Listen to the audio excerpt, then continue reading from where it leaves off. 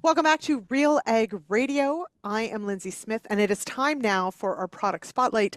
Joining me is Steve McQueen. He's the Agronomy Manager with Alpine. Welcome here, Steve.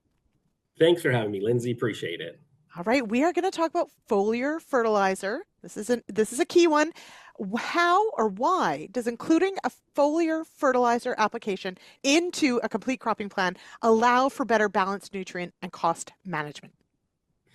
Yes, I think a lot of times foliars have been, viewed as a pick-me-up or a catch-up, or we have tissue samples, it's something that people use just to solve a problem. But if we want to manage our dollars properly and look at it, we say, okay, let's build a program so that we initiate and build the roots in the soil that we need, so that we can actually put a foliar and have a purpose for the foliar that we're putting down. Okay. So I really like this. We're sort of turning these things on its head. It's not a rescue necessarily. We're planning for success from the beginning. We're planning to use a foliar. So in that thinking, if we're going to use that strategy, is there a way to set crops up for foliar success later in the season? Yeah, so what I always look at is understanding foliars, for instance, where a lot of times people say, yeah, it's a rescue, and that's why they do fail, because we're trying to fix something that's maybe unfixable. But if we put a full program together and say a cropping plan, the more root tips, the more root mass that we can put into the soil, the more contact we have to increase our plant to soil interaction. And if we have those, connections built early, then when we put the foliar on, the foliar stimulates, triggers, and activates all those rooting systems to become more efficient, to be able to farm your soil much better and pull the nutrients up that the plants require. Now, so that brings us, I suppose, the next sort of thought, and that's around maintaining nutrient use efficiency during those peak times, those heavy draws.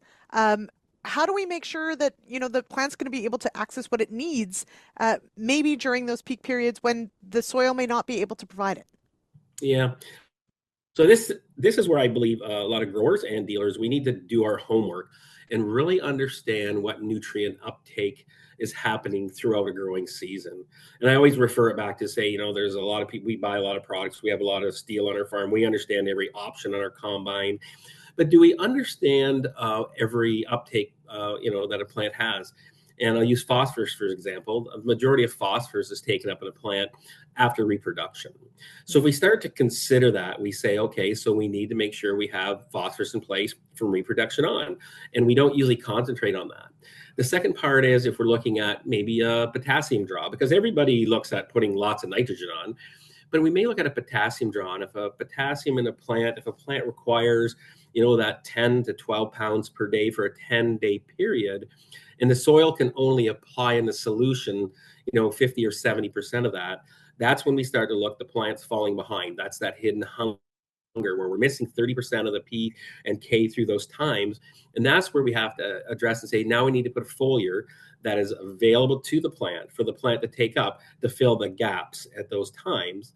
But also by putting on a foliar, we're initiating root expansion, root growth, which will allow us to grab a little bit more out of the soil than we originally did to increase that root interception in the soils.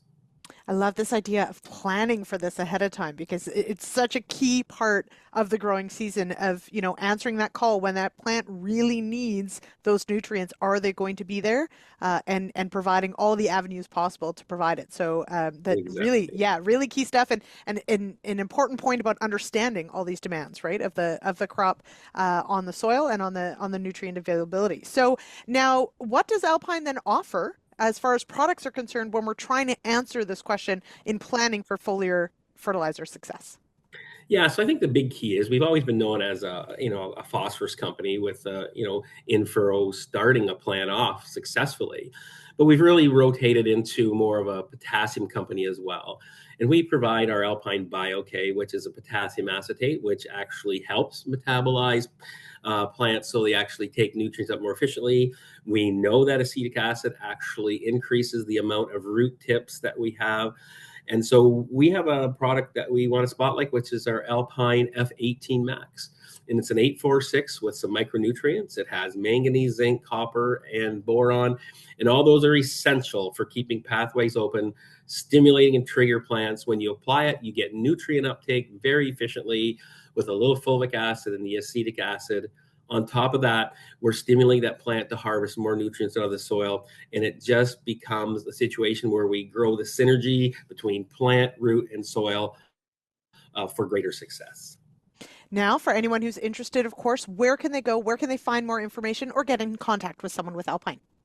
Yep, so they can talk to our dealers, our DSMs, but if you go online, you can go to www.alpinepfl.com, and that'll pick you up to our website.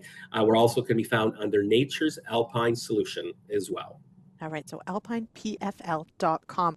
All right, Steve, thank you so much for joining me here on Real Ag Radio. I appreciate it. It's my pleasure. Always great to be on board here, Lindsay. Thanks again.